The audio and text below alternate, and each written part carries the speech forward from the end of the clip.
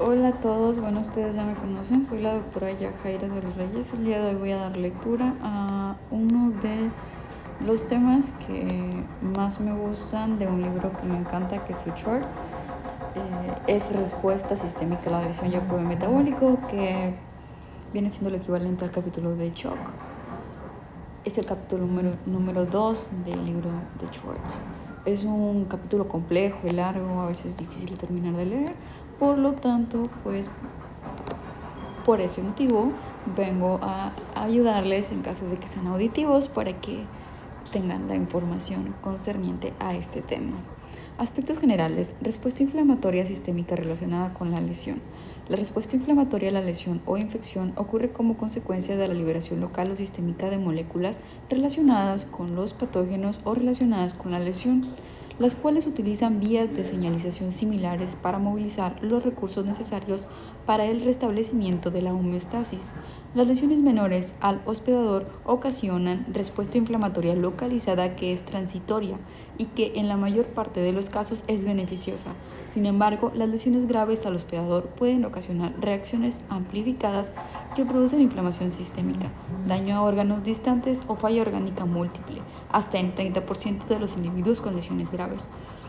Datos recientes apoyan esta idea y sugieren que los pacientes con lesión grave que están destinados a fallecer como consecuencia de sus lesiones difieren de los supervivientes solo en el grado y duración de la alteración de la regulación de la respuesta inflamatoria aguda.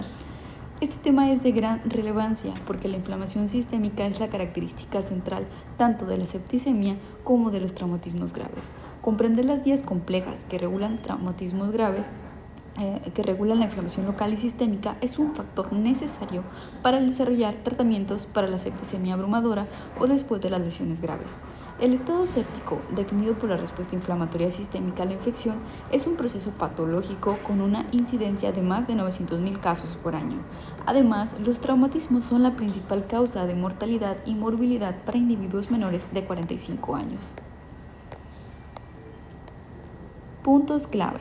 Número 1. Los patrones moleculares relacionados con la lesión de AMP, Damage Associated Molecular Patterns, disculpen mi inglés, endógenos se producen después de lesión nística y celular. Estas moléculas interactúan con receptores celulares inmunitarios y no inmunitarios para iniciar una respuesta inflamatoria sistémica estéril después de traumatismos graves. Número 2.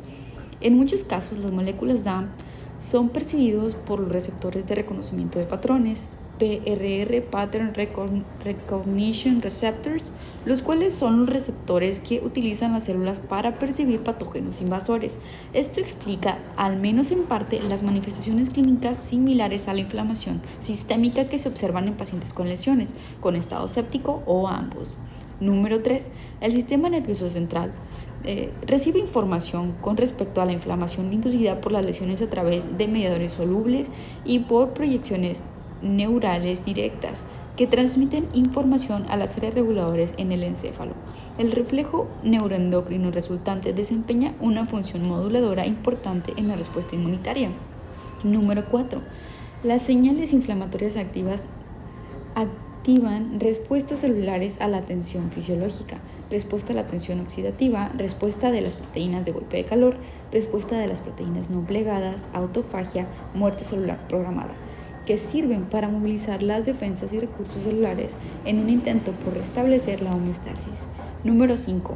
Las lesiones mediadoras, mecanismos de señalización y vías que componen y regulan la inflamación, la respuesta inflamatoria sistémica se encuentran en interconexión estrecha y regulación estricta por eventos de transcripción y por mecanismos epinérgicos. Modificación después de la traducción y síntesis de microRNA. Número 6. La valoración e intervención nutricionales, ya sean guiadas por la clínica o por exámenes de laboratorio, deben de ser consideradas en etapas tempranas en pacientes quirúrgicos o en estado crítico. Número 7. El tratamiento de individuos graves o con lesiones críticas se optimiza con el uso de tratamiento basado en evidencias y el empleo de algoritmos. En este capítulo se revisa la información disponible sobre los efectos solubles y celulares de la respuesta inflamatoria inducida por lesiones, la forma en que se perciben las señales, la forma en que ocurre la transducción y modulación y la forma en que la alteración de la regulación se asocia con depresión inmunitaria. También se revisa la forma en que el sistema nervioso central vigila y regula estos eventos. Por último, se revisa la forma en que las lesiones reprograman el metabolismo celular en un intento por movilizar energía y reservas estructurales con el fin de satisfacer el desafío de restablecer la homeostasis. Detección de la lesión celular. La detección de la lesión celular es mediada por miembros de la familia del patrón molecular relacionado con la lesión. La lesión traumática activa el sistema inmunitario innato para producir una respuesta inflamatoria sistémica en un intento por limitar el daño y restablecer la homeostasis. Incluye dos respuestas generales. A. Una respuesta proinflamatoria aguda que es consecuencia del reconocimiento de ligandos por el sistema inmunitario innato, y B. Una respuesta inflamatoria que sirve para modular la fase proinflamatoria y dirigir la respuesta de restablecimiento de la homeostasis. Esto se acompaña de la depresión de la inmunidad adaptativa, más que ocurra de forma secuencial. Datos recientes indican que las tres respuestas ocurren de manera simultánea y son inducidas con rapidez después de lesiones traumáticas graves. El grado de respuesta inflamatoria sistémica después del traumatismo es proporcional a la gravedad de la lesión y es un factor pronóstico independiente de disfunción orgánica subsiguiente y la mortalidad resultante. Investigaciones recientes han proporcionado información sobre los mecanismos por los cuales se desencadena la activación inmunitaria en esas circunstancias. Las características clínicas de la respuesta inflamatoria sistémica mediada por la lesión, que se caracterizan por incremento de la temperatura corporal, frecuencia cardíaca, frecuencia respiratoria y recuento de leucocitos, son similares a las observadas por la infección cuadro 2.1. Se han dedicado esfuerzos significativos para establecer una causa microbiana de esta respuesta, pero hoy en día se acepta ampliamente que la inflamación sistémica después de traumatismos es estéril. Aunque los mecanismos para la respuesta estéril no se han comprendido bien, es probable que sean consecuencia de moléculas endógenas que se producen como consecuencia del daño místico o de la tensión fisiológica celular, como podría ocurrir en el caso del estado de shock hemorrágico y después de la reanimación cardiovascular. Estos efectos, denominados alarminas o patrones moleculares relacionados con la lesión, DAMP, junto con los patrones moleculares relacionados con patógenos, PAMP, interactúan con receptores celulares específicos que se ubican en la superficie celular y en el interior de la célula. Los mejores descritos de estos receptores son los que pertenecen a la familia de receptores tipo TOL.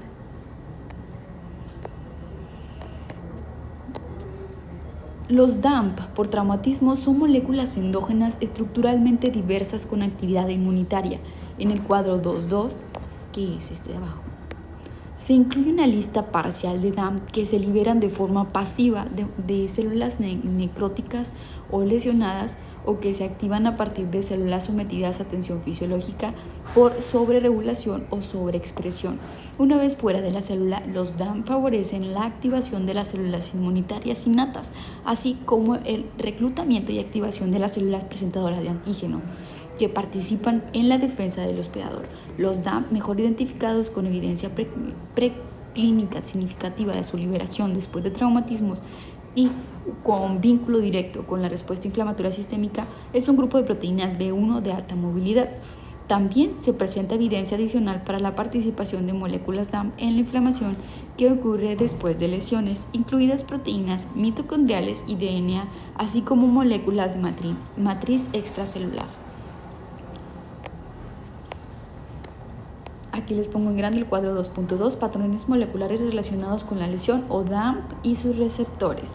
De la molécula DAMP, por ejemplo, proteínas de golpe de calor, tenemos los posibles receptores TLR2, TLR4, CD40 y CD14.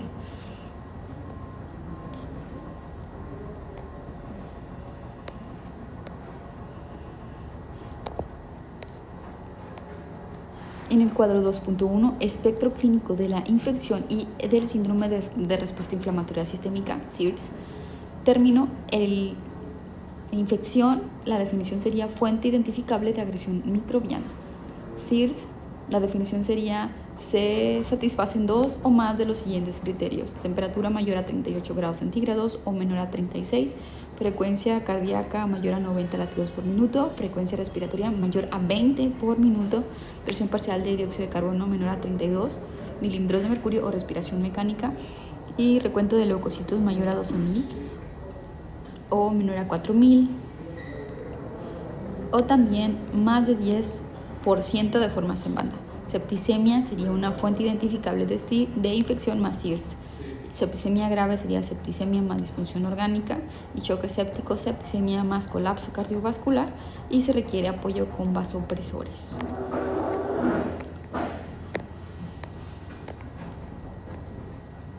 Grupo de proteínas B1 de alta movilidad. Los DAP mejor identificados en el contexto de respuesta inflamatoria relacionada con la lesión son las proteínas HMGB1, que se liberan con rapidez en la circulación en los 30 minutos siguientes al traumatismo. Desde el punto de vista evolutivo, son moléculas muy conservadas entre las diferentes especies. Se describen por primera vez como una molécula que se expresaba de manera constitutiva con una proteína cromosómica que no pertenece a las histonas y que participa en los diversos eventos nucleares, incluida la reparación y transcripción de DNA. También se detectó que HMGB1 en el citosol y en los líquidos extracelulares en bajas concentraciones, aunque no es clara su función fuera de las células. Sin embargo, estudios subsiguientes han demostrado que esta proteína HMGB1 se secreta de manera activa por células inmunitarias estimuladas por PAMP, por ejemplo, endotoxinas, o por citocinas inflamatorias, por ejemplo, el factor de necrosis tumoral, el interleucina 1. Este proceso ocurre fuera de la vía secretora clásica a través de mecanismos que son independientes al retículo endoplasmático en el complejo de Golgi. Además de datos recientes indican que la liberación de HMGB1 puede ser regulada por el inflammasoma. Las células no inmunitarias sometidas a tensión fisiológica, como las células endoteliales y las plaquetas, también secretan HMGB1 en forma activa. Por último, puede ocurrir liberación pasiva de HMGB1 después de la muerte celular, ya sea que ésta haya sido programada o que haya ocurrido sin control por necrosis. Una vez fuera de la célula, HMGB1 interactúa con sus posibles receptores, ya sea que solo o en combinación con moléculas de patógenos para activar la respuesta inmunitaria, y de esta forma actúa como citocina proinflamatoria. Se ha demostrado que la HMGB1 produce señales a través de receptores tipo TOL, TLR2, TLR4 y TLR9 a través del receptor para los productos terminales de la glucosilación avanzada RAGE, CD24 y otros. La activación de TLR ocurre principalmente en las células mieloides, mientras que RAGE parece ser receptor objetivo de las células endoteliales y somáticas. Las diversas respuestas biológicas proinflamatorias que ocurren por la señalización de HMGB1 incluyen la liberación de citocinas y quimiosinas de los macrófagos, monocitos y células dendríticas; B, activación y quimiotaxis de neutrófilos; C, alteración de la función de barrera epitelial, incluido el incremento de la permeabilidad; y D, incremento de la actividad procoagulante en la superficie plaquetaria, entre otros. En particular, la unión de HMGB1 a TLR4 desencadena la liberación de citocinas proinflamatorias que median la conducta de enfermedad. Este efecto depende de una estructura de dominio muy conservada de HMGB1 que puede reproducirse con un péptido sintético de 20 aminoácidos que contiene un residuo hídrico de cisteína en posición 106. Datos recientes han revisado la participación de este residuo de cisteína, así como la de otros dos que se encuentran muy conservados en la función biológica de HMGB1. Estos demuestran que el estado de oxidorreducción de los tres residuos regula la capacidad de unión del receptor de HMGB1 a fin de incluir su actividad, lo que incluye la producción de citocinas. Por ejemplo, se requiere un tiol en C106 para HMGB1 a fin de favorecer la liberación del factor de necrosis tumoral para los macrófagos. Además, también se necesita un enlace de bisulfuro entre C23 y C45 para la liberación de citocinas. porque la reducción del puente de bisulfuro o la oxidación adicional reducirá la capacidad de HMGB1 para funcionar como citosina. Por lo tanto, si los 3 residuos de cisteína se encuentran en su forma reducida, HMGB1 carece de su capacidad para unirse y produce señales a través de TLR4, pero gana la capacidad de unirse a CXCL12 para activar CXCR4 y activar como mediador quimiotáctico. Es de importancia que se ha demostrado una modificación en el estado de óxido-reducción, lo que indica que la dinámica del estado de óxido-reducción son reguladores importantes de HMGB1. Las concentraciones de HMGB1 en seres humanos después de una lesión tienen correlación con la calificación de gravedad de las lesiones, con activación de complemento y con incremento de los mediadores inflamatorios circulantes como el factor de necrosis tumoral. Sin oposición, cantidades excesivas de HMGB1 tienen la capacidad de favorecer una respuesta inmunitaria innata que lesiona al propio individuo. De hecho, la administración exógena de HMGB1 a animales sanos produce fiebre, pérdida de peso, disfunción de la barrera epitelial e incluso la muerte. Participación de los DAM mitocondriales en la respuesta inflamatoria mediada por lesiones. La proteína del DNA mitocondrial o ambos pueden actuar como DAM al desencadenar una respuesta inflamatoria a necrosis y tensión fisiológica celular. En específico, la liberación de DNA mitocondrial y de formilpéptidos provenientes de mitocondrias lesionadas o disfuncionales se ha implicado en la activación del inflamasoma de los macrófagos, un complejo de señalización citosólico que responde a la tensión fisiológica celular. En apoyo a esta idea, se ha observado que las concentraciones plasmáticas de DNA mitocondrial se han encontrado miles de veces más elevadas en pacientes traumatizados y en pacientes sometidos a reparación de fractura femoral cuando se comparan con voluntarios sanos. Además, la inyección directa de productos de lisis mitocondrial en un modelo de animales causó daño a órganos distantes, lo que incluyó inflamación hepática y pulmonar. Estos datos sugieren que con la tensión fisiológica o lesionística se libera DNA mitocondrial y péptidos a partir de las mitocondrias lesionadas, con lo que contribuyen a la respuesta inflamatoria estéril. Desde una perspectiva evolutiva, dado que las mitocondrias eucariotas derivan de origen bacteriano, tiene sentido que conserven ciertas características bacterianas capaces de desencadenar una respuesta potente que típicamente se relaciona con la producida por un patógeno. Por ejemplo, el DNA mitocondrial es circular y contiene motivos de CpG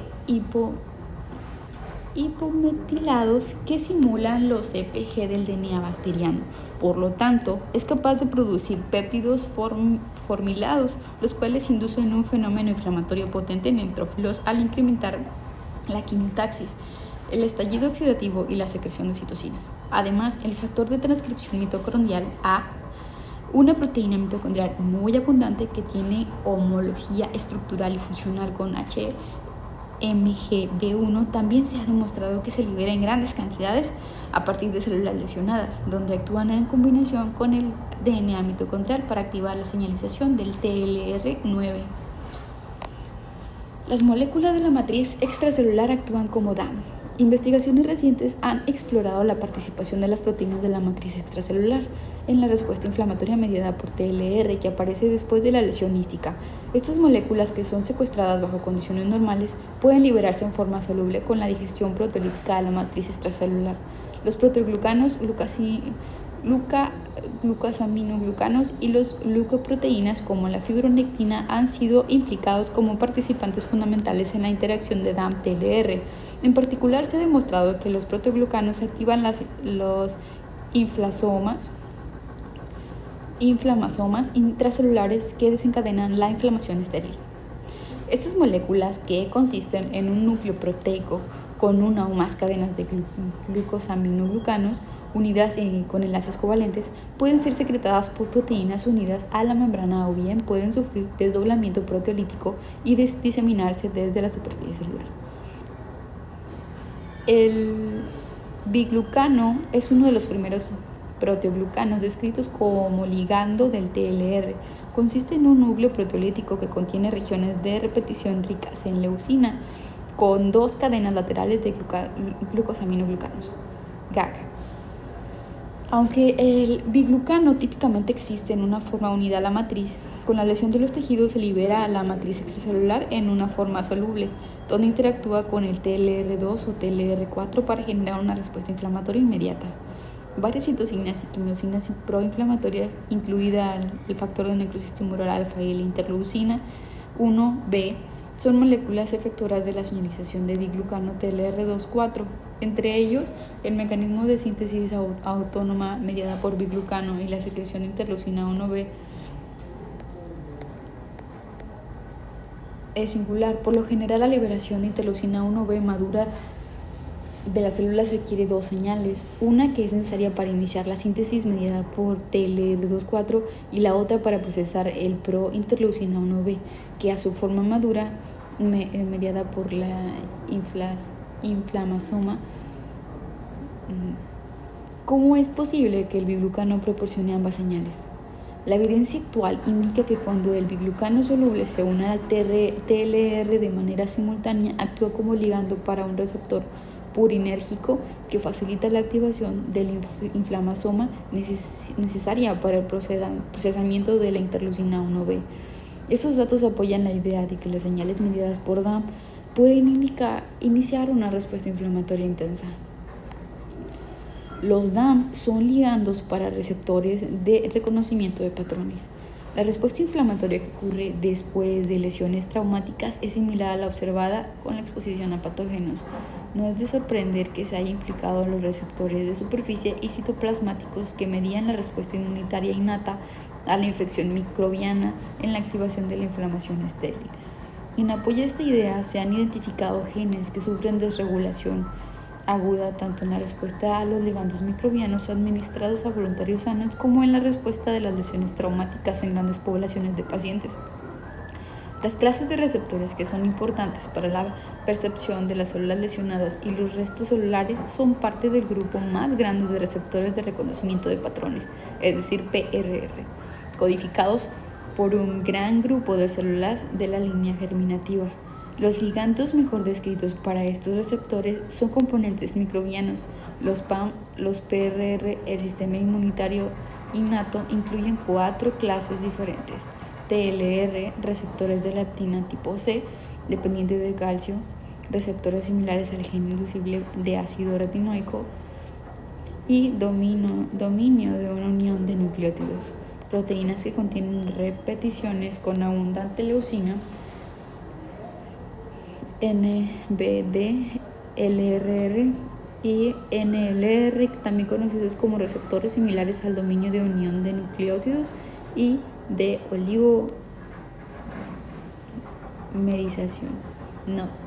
Después de la unión al receptor, la señalización intracelular modula los eventos de transcripción y posteriores a la transducción, que son necesarios para las defensas del hospedador,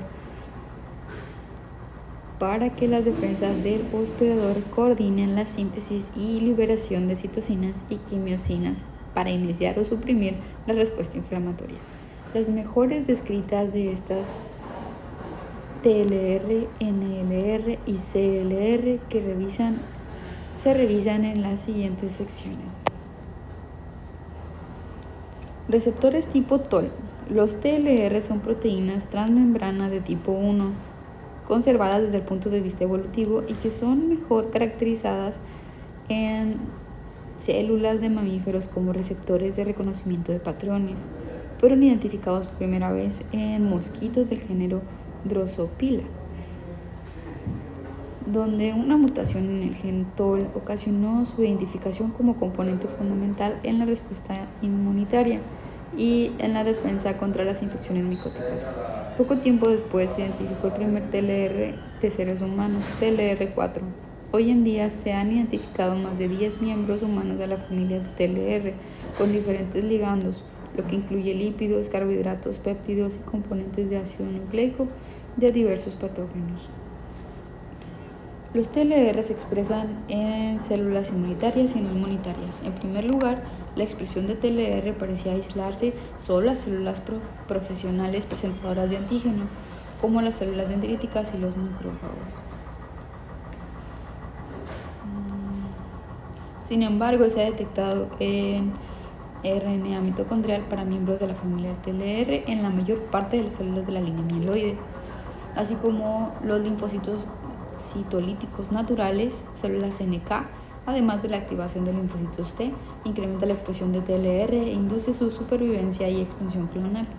La participación directa de TLR en los linfocitos T reguladores, TREG, favorece su expansión y los reprograma para que se diferencien en linfocitos T colaboradores, que a su vez proporcionan ayuda a las células efectoras.